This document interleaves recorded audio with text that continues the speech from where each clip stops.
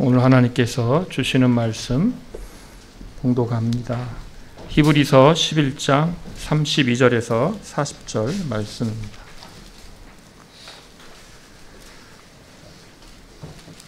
히브리서 11장 32절에서 40절 말씀 제가 받들어 읽겠습니다.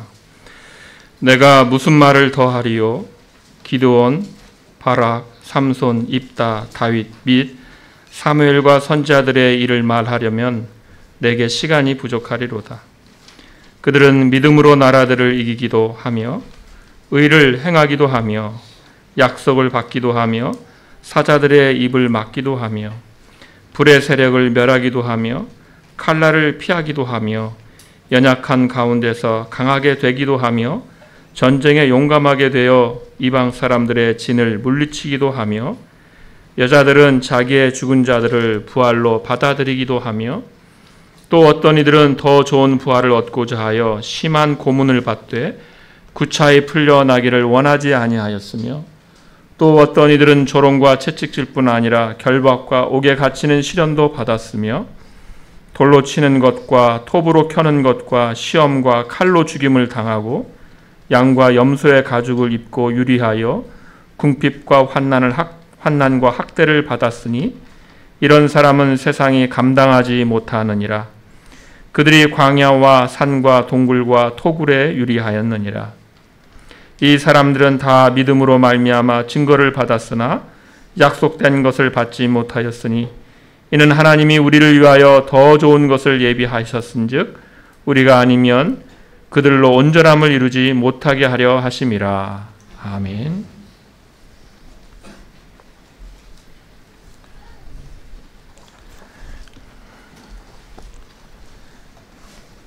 네, 이제 히브리서 11장 믿음의 장이라고 하는 그 장이 이제 저희가 보고 있는데 마지막을 향해 가고 있습니다.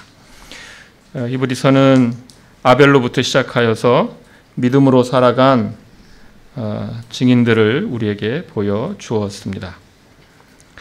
아벨처럼 믿음 때문에 순교를 당한 사람도 있고 그런데 또 에녹처럼 바로 믿음으로 죽음을 겪지 않고 하늘로 올라가는 그런 큰 상을 받은 사람도 있습니다. 또 이 땅을 나그네로 낯선 곳으로 여기면서 또 많은 이들이 그렇게 믿음으로 살았습니다. 신분으로 말하면 궁중에서 자라났으나 높은 지위를 버리고 평생을 그 믿음의 싸움을 해나간 모세도 있었습니다. 그러나 또 이방 민족으로 있었고 그러나 여호와를 사모하는 마음과 그 믿음을 갖고 하나님의 백성이 되기를 사모한 기생 라합도 있었습니다. 히브리서는 다양한 이런 믿음의 삶을 보여줍니다. 그러나 얼마나 다양하든지 결국 믿음을 통하여 구원을 받고 믿음의 삶을 살아갔습니다. 이렇게 각자 자기 자리에서 믿음의 삶을 살아간 이들을 열거한 후에 32절에 내가 무슨 말을 더하리요? 이렇게 물어봅니다. 믿음으로 사는 그 증인들에 대하여 이렇게나 충분한 증거를 주었는데 믿음으로 사는 일에 대하여 이렇게나 충분한 증거를 주었는데 무슨 말을 더하리요? 입니다. 믿음의 증인들을 더 불러올 필요가 있겠는가라고 물어봅니다. 더 많은 이들을 불러올 수 있지만 시간이 부족하다라고 합니다. 믿음의 증인들을 불러내려면 얼마든지 더 불러올 수 있겠지만 시간이 없다는 것입니다. 어떻게 믿음으로 살 수 있겠는가라고 묻는 이들에게 이 히브리서를 받는 이 서신을 받는 이들에게 너무나 어려움 가운데 있어서 믿음으로 사는 게 너무나 고민이 되는 그들에게 모이기를 패할까 더 이상 모이지 말까라고 고민하는 이들에게 또는 우리에게 적용하면 그리스도로 사는 것을 포기할까 오늘만큼은 그리스도로 사는 걸 오늘은 잠깐 접어두고 내일부터 예수 믿는 신자로 살겠습니다. 이렇게 말하려고 한다면 히브리서가 이렇게 말을 하는 것이죠. 얼마나 더 많은 증인들을 불러와야지 믿음으로 살겠다는 그 결심을 하겠느냐라고 물어보는 것입니다. 이렇게 많은 증인들을 불러냈는데도 여전히 믿음으로 살지 말지 고민하느냐고 물어보고 있는 것입니다. 그러면서 이제 간략하게 구약의 남은 나머지 내용을 간략하게 요약하면서 믿음의 사람들을 불러옵니다. 기드온, 바락, 삼손, 입다를 먼저 불러오는데 사사시대의 인물입니다. 사사시대는 어떤 시대입니까? 사사기를 읽어보면 정말 어떻게 하나님의 백성들이 이렇게 살 수 있을까? 그것이 느껴지는 게 사사기죠. 후반으로 갈수록 그 부패가 극을 다하는 걸 보게 됩니다. 우상 숭배가 일상화되고 집안을 복받게 하려고 우상도 세우고 집안 제사장도 어디 지나가고 있는 레위 사람 하나 불러가지고 제사장으로 세우고, 그렇게 부패했을 뿐만이 아니라 성적으로도 얼마나 부패했는지를 보여주는 게 사사기입니다. 하나님께서 그 약속의 땅, 이 가나안에 이스라엘 민족을 인도하시고 그 나라를 세우셨습니다. 거룩한 나라를 세우시려고 그 땅을 그들에게 주었는데 이스라엘은 거룩함을 잃어버리고 오히려 가나안 족속을 닮아가고 우상을 섬기는 것이죠. 하나님께서는 그런 때마다 이제 이스라엘 민족을 이방 민족에게, 다른 족속에게 붙이셔서 그들로 하여금 고통스러운 삶을 살게 하시고 그런 시기를 보내게 하십니다. 그러면 또 고통 중에 있는 이스라엘이 또 하나님께 또 호소하면 하나님께서 사사를 보내서 이스라엘을 또 구해내십니다. 그게 이제 사사기입니다. 그때 그 사사들 중에서 이렇게 네 사사를 우리에게 증인으로 불러오고 있습니다. 기드온입니다. 기드온은 자신의 무능과 연약함을 아는 자였습니다. 그래서 이제 여호와의 사자가 그를 불렀을 때, 주여 내가 무엇으로 이스라엘을 구원하리까 보소서. 나의 집은 므낫세 중에 극히 약하고 나는 내 아버지 집에서 가장 작은 자니이다. 그러니까 가장 작은 집안에서 그 중에서도 가장 작은 자, 가장 연약한 자라는 것입니다. 기드온은 증거들을 하나님께서 보여주셔도 또 다른 증거를 보여주세요, 또 다른 증거를 보여주세요라고 할 정도로 정말 연약한 자였죠. 그러나 마지막이 어떻습니까? 300명으로 수십만의 미디안을 무찌릅니다. 그 전쟁의 승리는 하나님이 주신 것인데 기드온은 그 전쟁에 믿음으로 참여했던 것입니다. 다음은 바락입니다. 이제 바락의 활동은 사사기 4장에 나옵니다. 이제 드보라를 통해서 하나님의 부르시는 말씀을 들었습니다. 그래서 이스라엘 민족을 이끌고 가서 야빈의 군대와 싸우라, 이렇게 그런 명령을 받게 됩니다. 바락도 연약한 자였습니다. 그 명령을 받자마자 내가 거기를 어떻게 갑니까?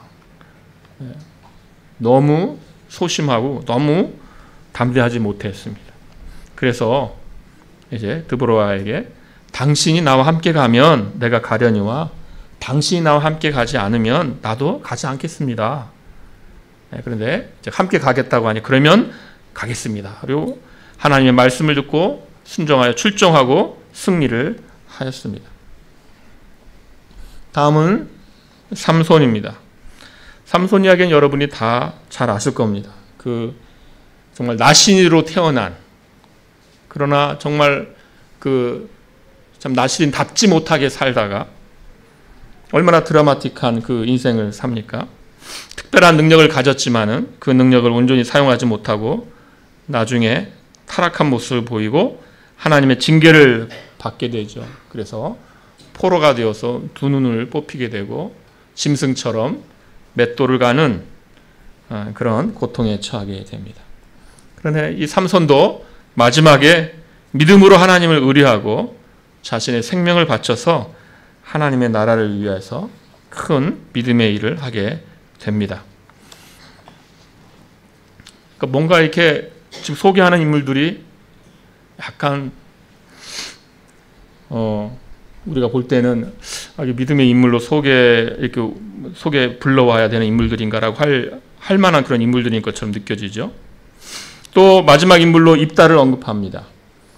기드온은 농부로 태어나서 사사가 되었고, 바락은 이제 출생에 알려져 있지 않은데 어쨌든 어떤 그 군인으로 보여집니다.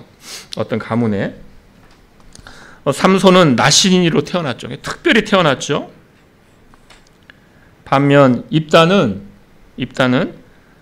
창녀의 아들로 태어났습니다. 나중에 아버지의 집에서 쫓겨난 수모를 겪게 됩니다. 그러나 하나님께서 이 입다에게 성령을 부어주시고 백성의 사사가 됩니다. 그러니까 사람들의 눈에 외적으로 비천하지만 하나님께서 쓰시겠다 하시면 은혜를 부어서 쓰시고 믿음으로 입다가 나중에 아모리 족속을 쫓아내게 됩니다. 그런데 우리가 이제 사사기를 읽어보게 되면 요즘 말로 흑역사라고 그러죠. 지금 언급된 이 사사들의 흑역사를 우리는 사사기를 읽어보면 압니다. 기드온은 전승 기념물로 에봇을 만들었는데 나중에 그것이 이스라엘을 타락하게 된 올무가 되고요. 아까 본 것처럼 바락은 담대하지 못하여서 그것을 사사기에서 계속 언급을 합니다. 삼손은 타락한 모습을 보여서 자신의 능력을 잃어버리죠. 입다는 승리를 거두었지만 경솔한 서원을 해서 자신의 딸을 제물로 바치는 그 일을 하게 됩니다. 그러니까 이 참 사사기는 정말 제멋대로 사는 시대요. 그 끔찍한 시대에 사사들마저도 이런 여러 가지 약점을 보여준다는 걸 우리가 알게 됩니다. 그러나 바로 그런 어두운 시대에도 하나님께서는 믿음의 사람들을 세우셔서 정말 기적과 같은 일들을 통해서 구원을 베푸신다는 것입니다. 그래서 삼손이 믿음의 사람이라고 할 수 있는가? 그러나 삼손이 하나님의 징계를 받은 후에 하나님을 의지하는 그 생명을 바쳐서 정말 믿음의 행위를 하는 것은 고귀한 것이지요. 또 다윗과 사무엘을 언급합니다. 연대기적으로 보면 사무엘이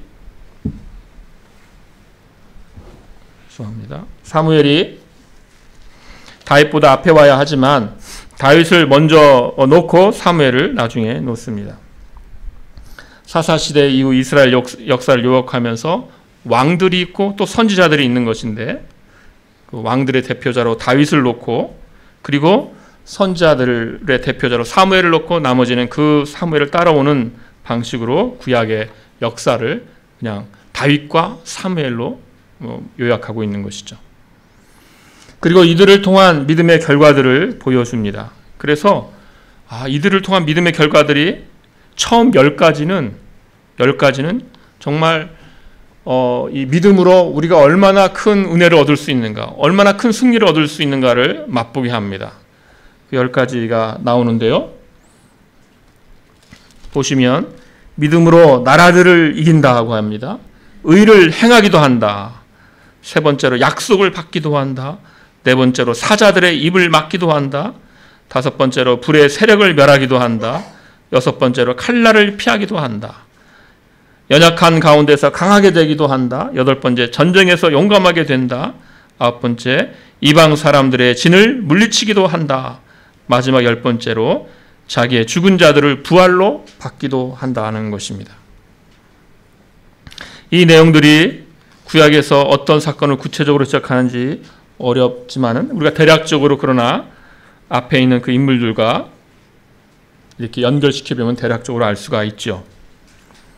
어쨌든 이렇게 믿음으로 이렇게 큰 경험들을 하게 된다는 것입니다. 믿음으로 나라들을 이긴다. 믿음으로 의를 행한다. 이것은 아마도 다윗의 예가 될 것입니다. 역대상 18장을 보면 여러 나라들을 대상으로 다윗이 승전하는 그 승전 기록을 쭉 열거합니다. 그리고 역대상 18장 14절에 이렇게 적고 있습니다. 다윗이 온 이스라엘을 다스려 모든 백성에게 정의와 공의를 행할세. 우리가 다윗이 그 생애를 얼마나 믿음으로 살았는지 잘 알지 않습니까? 하나님 앞에서 자신의 소명을 늘 생각하고 하나님을 의뢰하였습니다. 하나님께서 다윗에게 내 집과 내 나라가 내 앞에서 영원히 보존되고 내 위가 영원히 견고하리라 라고 했습니다. 그 가나안 땅에 들어갔지만 사실은 이렇게 주변 나라들을 다 정복하는 이 다윗 때 비로소 이스라엘이 안정기에 들어간다고 볼 수 있죠. 또 약속을 받았다고 했는데요. 약속을 받은 인물도 바락도 약속을 받았고 기드온도 약속을 받았고 다윗도 약속을 받았고 전쟁에서 승리했습니다.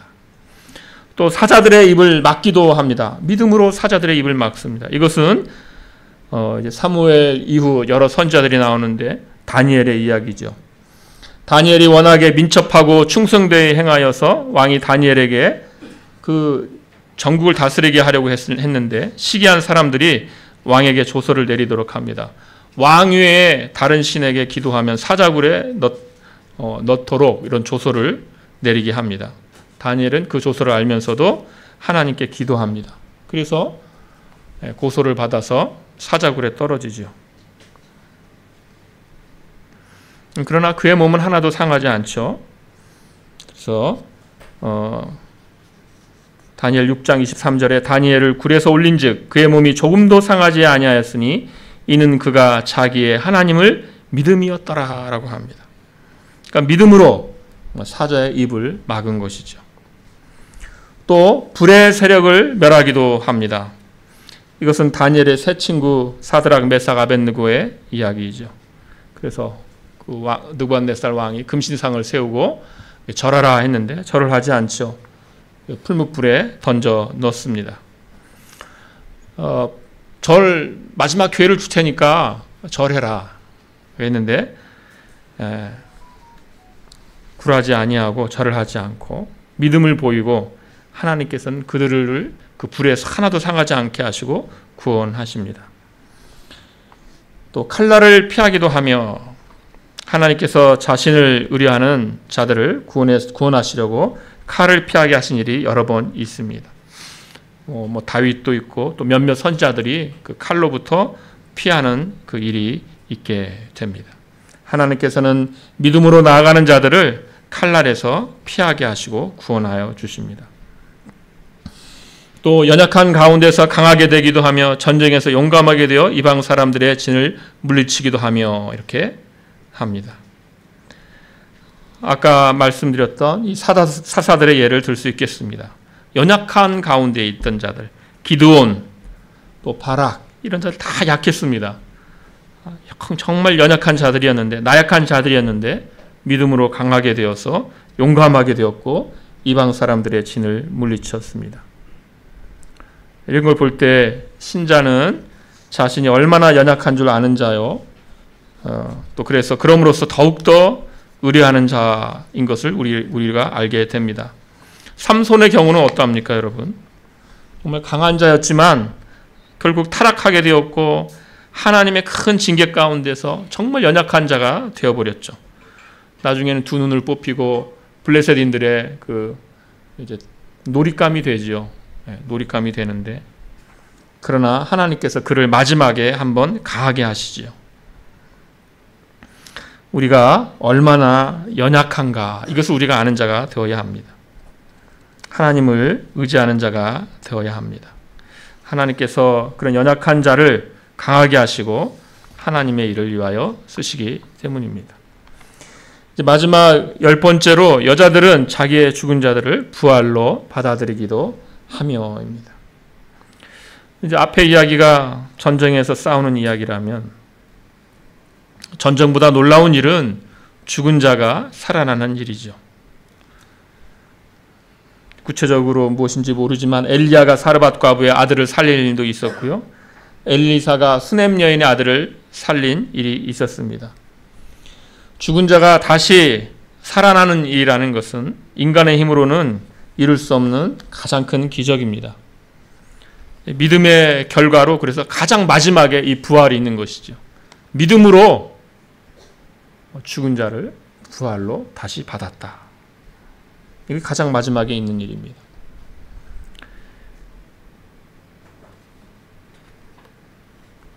믿음으로 이렇게 사는 일, 이 일은 죽음을 이기는 일과 같이 연결되어 있습니다. 그래서 가장 처음에 아벨, 믿음으로 죽는 순교자가 되죠. 그러나 바로 에녹, 믿음으로 죽음을 보지 않고 하늘로 옮기는 자가 있습니다. 아브라함은 하나님께서 죽은 자 가운데서 능히 살리실 줄을, 그 이삭을 능히 살리실 줄을 믿었습니다. 이 부활을 왜 우리에게 말씀하는 겁니까?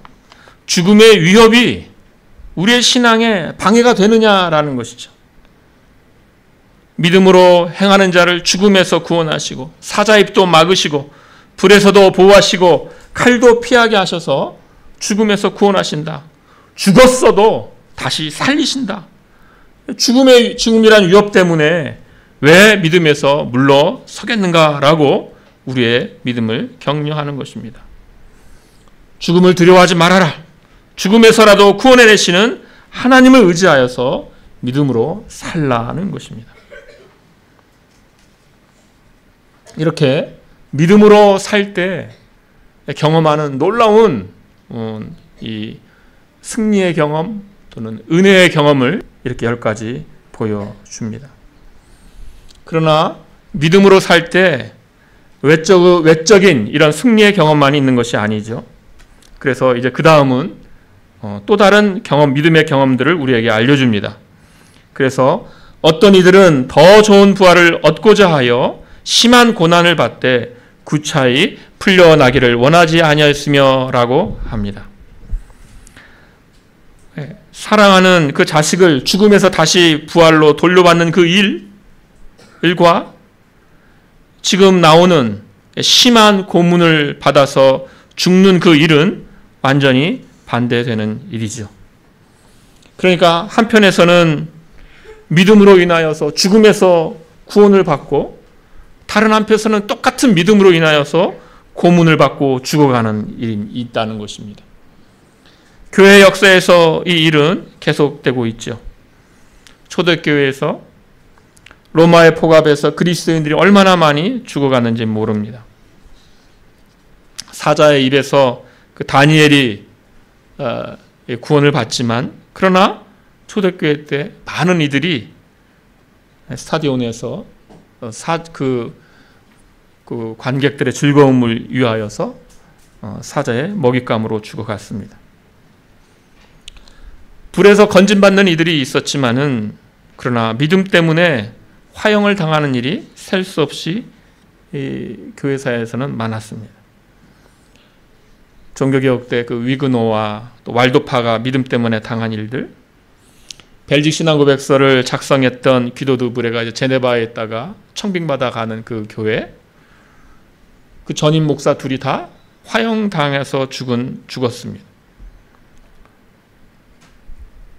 귀도 드브레는 이제 교수형을 나중에 당하게 되죠. 우리나라에서도 성도들을 예배당에 가두고 문을 잠궈놓고 불을 질러서 타 죽게 하는 그런 일들이 있지 않았습니까? 지금도 세계 어딘가에서 이런 일을 당하는 그리스도인들이 있습니다.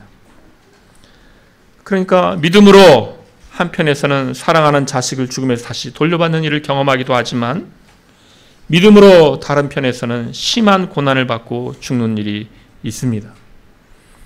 이 둘은 겉으로 볼 때 정말 완전히 반대되는 일입니다.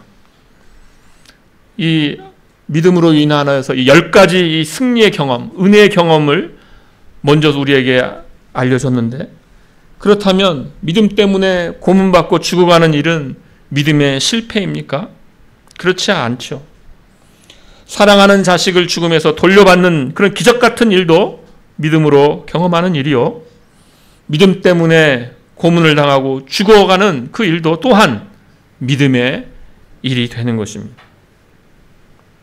이렇게 왜 우리에게 이것을 알려주는 것입니까? 네. 죽음에서라도 구원하신 그 하나님을 의지하여 믿음으로 살고, 죽을지라도 더 좋은 부활이 약속되어 있으니 죽음을 두려워할 필요가 없다는 것입니다. 우리가 앞에 있는 이런 10가지 이 믿음의 승리의 경험이라 칭할 만한 것이 있지만, 외형적으로 볼 때 믿음의 승리이지만, 그러나 이 고난당하는 모습, 믿음으로 인하여 고난당하는 모습도 또한 믿음의 승리요 은혜의 체험인 것입니다. 사르밧 과부의 아들 수넴 여인의 그 아들이 다시 살아나는 그 일, 놀라운 일이지요. 그러나 그들은 결국 어떻게 됐습니까? 다시 살아난 이들도 결국은 죽었습니다. 그때는 살아났지만 결국은 죽었습니다. 믿음 때문에 고문을 받고 죽어간 이들은 더 좋은 부활이 약속되어 있다고 합니다. 고문과 죽음의 겁박 속에서 왜 신자들은 믿음으로 견디는가? 믿음을 겁박하는 자들은 몸은 죽여도 영혼은 능히 죽이지 못하는 자들입니다. 하나님께서 에녹을 죽음을 보지 않고 하늘로 옮기셨습니다. 사랑하는 자식을 죽음에서 다시 살려주셨습니다. 그것을 보여주신 일은 바로 이것을 보여주시기 위함인데, 곧 죽음을 이기는 더 좋은 부활이 틀림없이 있다는 것을 보여주시기 위하여 그 일이 있는 것입니다. 우리의 머리 되신 예수님께서 부활하셨을 때 그 예수님의 부활은 이런 사르밧 과부의 아들, 수넴 여인의 아들의 경험한 그 부활이 아닙니다. 그들은 다시 죽는 부활이지만 예수님의 그 부활은 죽음을 이기신 부활입니다. 죽음을 이기신 부활. 부활의 첫 열매라고 그러지 않습니까? 그 전에 이런 부활들이 있었지만 예수님께서 부활의 첫 열매인 것은 죽음을 이기신 그 부활이기 때문입니다. 이 더 좋은 부활의 약속이 우리 신자들에게 주어졌다는 것입니다. 그러니까 죽음을 두려워하지 말라. 죽음에서도 능히 하나님께서는 구원하시며 믿음을 지키기 위하여 죽어갈지라도 그들에게는 죽음을 이긴 더 좋은 부활이 약속되어 있다는 것입니다. 그래서 믿음의 사람들이 구차히 생명을 구걸하여 풀려나는 것을 거절했다는 것입니다. 구차히 생명을 구걸하여 풀려나는 것을 거절했다는 것입니다. 그들이 믿음을 부인하면 풀려날 수 있었겠지만, 그러나 그들은 육신의 생명을 위해 살지 않고 더 좋은 부활을 기대하면서 기꺼이 그들은 죽어갔던 것입니다. 또 36절에서 또 고난당하는 자들을 우리에게 보여줍니다. 또 어떤 이들은 조롱과 채찍질 뿐 아니라 결박과 옥에 갇히는 시련도 받았으며 돌로 치는 것과 톱으로 켜는 것과 시험과 칼로 죽임을 당하고 양과 염소의 가죽을 입고 유리하여 궁핍과 환난과 학대를 받았으니라고 합니다. 앞에 있는 믿음 때문에 고문을 당하여 죽어가는 사람, 또 36절에 나오는 사람이 다르지 않은 사람인데도 36절을 어떻게 시작하냐면 또 어떤 이들은 이라고 시작합니다. 또 어떤 이들은. 그러니까 정말 다양하게 믿음 때문에 고난당하는 일이 있다는 것이죠. 어떤 이들은 믿음으로 고문을 당하고, 어떤 이들은 갇히고, 어떤 이들은 채찍질을 맞고. 그래서 믿음 때문에 이러한 사람들이 얼마나 많이 있는가 우리에게 보여주는 것입니다. 믿음 때문에 어려움을 당하는 이들이 얼마나 많은가 우리에게 알려주는 것입니다. 조롱과 채찍질, 결박을 당하고 옥에 갇히는 일을 경험한 사람이 얼마나 많습니까? 믿음 때문에 돌에 맞아 죽은 이들이 많았습니다. 톱으로 켜서 죽임을 당했다고 하는데, 전에 오는 이야기에 따르면 이사야 선지자가 톱으로 켜서 죽임을 당했다고 전해집니다. 양과 염소와 같은 이런 짐승의 가죽으로 몸을 가리고 정처 없이 떠돌아다니는 여러 선지자들이 있었습니다. 궁핍과 환난과 학대를 받는 일이 많았습니다. 이런 사람은 세상이 감당하지 못하느니라라고 합니다. 세상이 감당하지 못한다는 것은 세상은 이런 사람을 감당할 자격이 없다는 것입니다. 신자들이 이 불신 세상에서 부당하게 배제될 때, 배척받을 때, 신자들이 자격이 없는가? 그게 아니라 이 세상이 자격이 없다. 이 세상이 자격이 없다. 신자들을 배척하는 그 세상이 자격이 없다는 것입니다. 옷을 빼앗겨서 짐승들의 가죽 옷을 입으며 살고 음식을 빼앗기고, 그러나 인간에게 가장 어려운 것은 바로 사회를 빼앗기는 거죠. 사회를 빼앗기는 것. 사회를 빼앗기는 것이 정말 큰 고통입니다. 그래서 그가 살 사회를 빼앗기고 결국은 바위굴과 토굴에 살 수밖에 없는 그런 유리하는 삶을 살아가는 것입니다. 이 사람들은 세상이 감당할 수 없는 사람들이라는 것입니다. 세상은 자격이 없다. 그 사람들을 감당할 자격이 없다는 것입니다.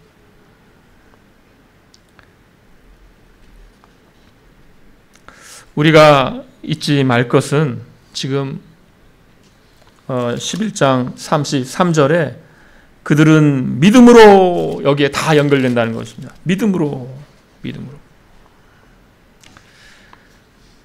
그 믿음으로 죽음에서 건짐을 받기도 하지만 또한 믿음으로 기꺼이 죽는 일도 있다는 것입니다. 믿음으로 칼에서 피하기도 하지만 믿음으로 칼로 죽임을 당하는 일도 있다는 것입니다. 믿음으로 사자들의 입을 막기도 하지만 믿음으로 양과 염소의 가죽을 입고 유리하는 그 삶이 있다는 것입니다. 무엇이든지 그것은 동일한 믿음의 경험이라는 것입니다. 이 믿음의 증인들을 불러오는 그 순서들을 우리가 생각을 해보면 히브리서 가장 첫 번째 인물이 아벨이었습니다. 아벨은 믿음으로 죽어간 순교자이죠. 죽었지만 그 믿음으로 여전히 말하는 자입니다. 이 아벨, 믿음 때문에 죽어간 자, 그리고 에녹을 소개했죠. 믿음 때문에 죽음을 보지 않고 하늘로 옮기운 자이죠. 그런데 첫 인물이 아벨로 시작합니다.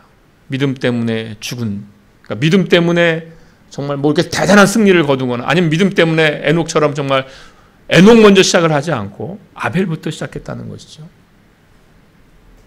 그랬듯이 이제 마치면서 그 믿음의 결과로서 우리에게 소개할 때 뭘 소개합니까? 믿음의 그 승리라고 할 수 있는 10가지 내용, 사자의 입을 막고 불에서 건짐을 받고 죽은 자를 부활로 다시 돌려받고, 이런 믿음의 놀라운 승리의 일로 마무리를 짓지 않죠. 어떻게 마무리를 짓습니까? 그 일도 있지만 그러나 더 많은 고난의 일이 있다. 이렇게 고난으로 지금 연결하고 있는 것이죠. 그래서 믿음의 증인들을 소개하면서 믿음 때문에 죽거나 고난당하는 일을 처음에 두고 마지막에 두고 있는 것입니다. 왜 그렇습니까?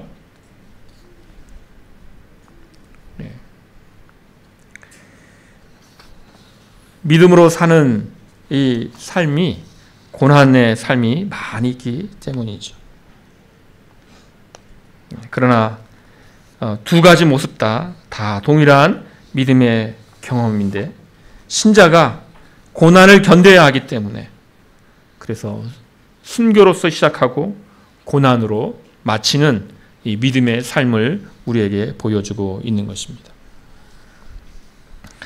믿음으로 사는 삶이란 딱 맞아떨어지는 어떤 공식이 있는 삶이 아닙니다. 이렇게 믿음으로 살면 이런 결과가 나온다, 이렇게 아무도 말할 수 없습니다. 다 각자 다양한 출생이 있죠.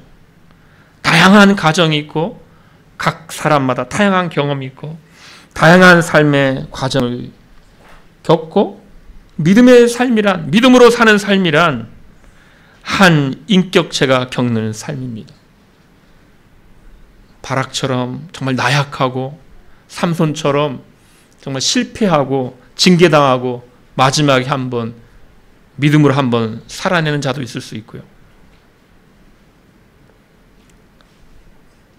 믿음으로 내가 살아봤더니 내가 성취했더라. 믿음으로 내가 살아봤더니 내가 바라는 대로 되었더라. 이것이 있을 수도 있지만, 그러나 더 많이는 오히려 안 되더라.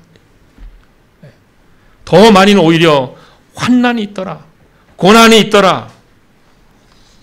라는 것입니다. 그러나 신자의 믿음은 오히려 환난과 고난을 통하여 더 성장하는 것입니다. 시험을 당하고 환난을 겪고 강력한 대적을 만나고 정말 자신의 그 나약함 때문에 주저앉아서 울어도 보고 염려와 불안 가운데서 주님을 한번 크게 불러도 보고, 그러면 주님께서 잠시 피할 길을 주시기도 하시고, 그런 일을 통하여 신자는 주님의 은혜를 맛보며 믿음의 삶을 계속 살아가는 것입니다. 이런 다양한 삶의 모습이 믿음의 삶의 모습입니다. 그래서 우리는 그런 믿음의 삶을 살아가는 것입니다. 믿음으로 어느 날은 담대한 것 같은데 자고 일어났더니 믿음의 너무나 연약한 자기 자신을 발견하게 되는 것이죠. 어느 날은 믿음으로 인내하는데 바로 다음 날 절망에 빠져 있는 자신을 발견하기도 합니다. 그러나 그 연약한 때에 또다시 하나님을 의지하게 됩니다. 히브리서는 그것이 믿음의 삶이라 하는 것입니다. 히브리서에서 이 믿음 때문에 정말 고문을 받고 갇히고 정말 고난을 당하고 환난을 당하고 바위굴과 토굴에서 유리하는 삶을 사는 그런 믿음의 삶을 보며 우리는 부끄러워지는데요. 39절과 40절은 우리를 더욱 부끄럽게 합니다. 39절에 이 사람들은 다 믿음으로 말미암아 증거를 받았으나 약속된 것을 받지 못하였으니 이는 하나님이 우리를 위하여 더 좋은 곳을 예비하셨은즉 우리가 아니면 그들로 온전함을 이루지 못하게 하려 하심이라, 이렇게 말씀합니다. 이것은 이 사람들이라는 것은 믿음으로 말미암아 증거를 받았는데 약속된 것을 받지 못하였다는 것은 지금 앞에 소개한 이 사람들이라는 것, 38절까지 소개한 그 내용이 구약 성도들의 그 삶, 특히 선지자들이 당하던 믿음의 삶의 모습인데, 그들은 약속을 받지 못했다. 약속을 아직 받지 못했는데도 그들 이 정도 수준의 믿음의 삶을 보였다는 것입니다. 아직 예수 그리스도가 오지 않았죠. 메시아는 약속만 되어 있을 뿐입니다. 약속 그 자체는 받지 못했어요. 아직 메시아가 오시지도 않았는데 그들은 그랬는데도 그런 믿음의 삶을 보였다는 것입니다. 이제 예수 그리스도를 믿는 우리는 얼마나 더 믿음의 삶을 살 수 있겠는가.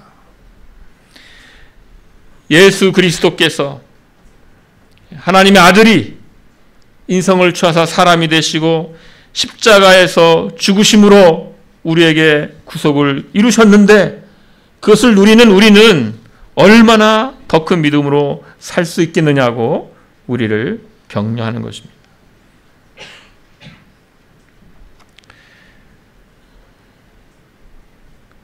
믿음은 바라는 것들의 실상이요 보이지 않는 것들의 증거다 하면서 11장이 시작했습니다.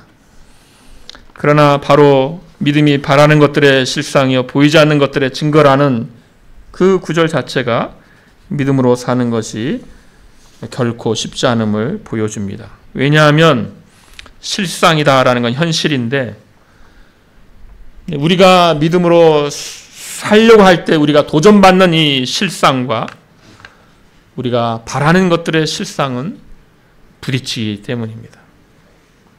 거대한 세상이라는 실상, 우리 눈앞에 있는 그 실상과 우리가 바라는 것들의 실상은 부딪힙니다. 이 세상에서 우리 중에 누가 자유로울 수 있겠습니까? 이 세상이 주는 각종 세계관과 가치관들, 여러분이 끊임없이 눈으로 보는 그 미디어를 통하여 여러분이 만나는 것들, 세계관과 가치관들, 거기에 다 영향을 받을 수밖에 없습니다. 누가 자유로울 수 있겠습니까? 거기에 덧붙여서 우리의 내적으로는 우리의 죄악된 본성이 있습니다. 우리의 죄악된 본성은 오히려 이 세상이 주는 가치관과 너무 잘 어울릴 것입니다. 그러니까 누가 자유로울 수 있겠습니까?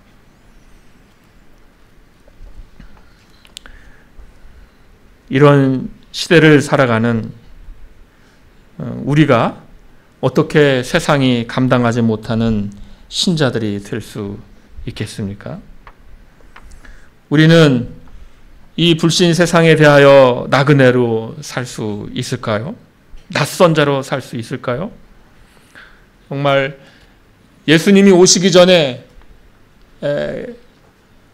오실 메시아를 바라보면서도 믿음으로 이렇게 살았다고 하는데, 이미 예수님께서 우리를 위하여 십자가를 통하여 어떤 구원을 주셨는지를 아는 우리가 과연 이 땅 가운데서 믿음의 삶을, 정말 세상이 감당하지 못하는 그런 삶을 우리가 살 수 있을까요? 믿음은 신학이나 이론의 영역이 아니고 삶의 영역이라는 데서 정말 어려운 문제입니다. 믿음은 사는 문제입니다. 믿음은 뭘까요, 여러분? 믿음은 삶의 고민이 있어야 되는 거죠. 그래서 고민을 어떻게 해결할 것인가? 그 고민을 하나님 앞에 가지고 가는가? 이것입니다. 세상에 감당하지 못하는 사람이라는 것은 문제를 하나님 앞에 가지고 가는 것입니다. 고민을 하나님 앞에 가지고 가는 것입니다. 갈등을 하나님 앞에 가지고 가는 것입니다. 그 진로를, 그 방향을 하나님 앞에 가지고 와서 하나님께 내어놓고 묻는 것입니다. 그것이 불신 세상과 다른 점입니다. 하나님과 우리 주 예수 그리스도가 여러분의 우선순위에 어디에 있습니까? 첫 번째가 되어야 되겠죠. 세상은 그것을 감당할 수 없습니다. 고민과 문제가 생겼는데 그걸 가지고 하나님 앞에 가서 물어보는 일, 세상은 그걸 감당할 수가 없습니다. 세상에는 너무나도 낯선 것입니다. 우리가 이 땅에서 이런 지금 대한민국에서 이런 순교의 삶, 칼에 맞아 죽는다, 돌에 맞아 죽는다, 무슨 토굴에 핍박과 받기 때문에 토굴에 산다, 그런 시대는 우리가 아니죠. 그러나 정말 우리가 하나님 앞에 산다는 것, 그건 무엇인가? 내 삶을 하나님 앞에 가지고 가는 것입니다. 내 문제를, 내 고민을, 내 진로를 하나님 앞에 가지고 와서 물어봐야죠. 하나님, 어떻게 해야 됩니까? 내가 어디로 가야 합니까? 무엇을 택해야 합니까? 하나님께 물어봐야죠. 그것은 세상이 할 수 없는 일이죠. 세상에 낯선 일이고, 세상이 그런 것도 있어 라고 할 거죠. 세상에 감당할 수 없는 일입니다. 신자는 이런 것을 가지고 고민이든 문제이든 갈등이든 다 끌어안고 하나님 앞에 가져가서 하나님 앞에 서서 묻는 자요, 긍휼히 여겨달라고, 불쌍히 여겨달라고 하나님을 의지하는 게 신자의 믿음의 삶입니다. 그것은 세상과 어울리지 않죠. 세상이 감당하지 못하는 그 믿음입니다. 이런 믿음의 삶을 사시는 저와 여러분 되시기를 소원합니다. 함께 기도하겠습니다.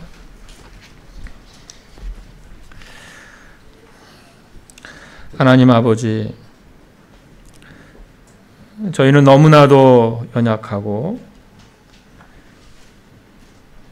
우리 앞서간 그 믿음의 증인들을 보면서 그 믿음의 삶을 볼 때 우리의 믿음은 너무나도 약하고 초라하나 주여, 주께서 우리들을 여전히 붙들고 계시고 이끌어 주심 감사드리옵나이다.